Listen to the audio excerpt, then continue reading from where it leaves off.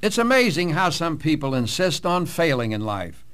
I have seen many cases of perfectly competent people who got some compulsive failure complex and wrote it to just that, failure.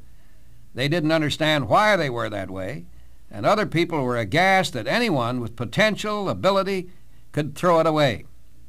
There was such a man in Nebraska. His wife was puzzled and almost beside herself.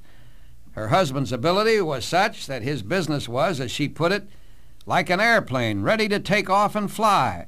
But just when everything is going good, he does something that takes all the altitude out of it. And, she added, he is far from dumb, but he does things so stupid that it almost gives the appearance of being deliberate.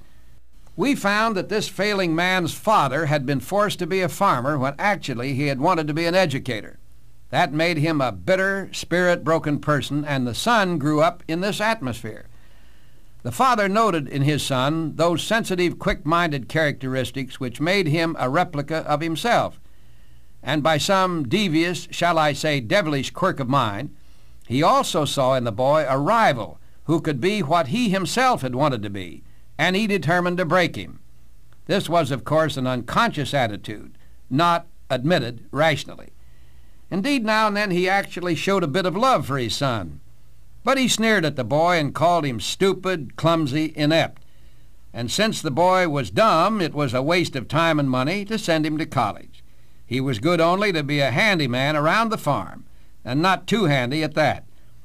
This emotionally sick father drove into the boy's consciousness a certainty that he would be a failure.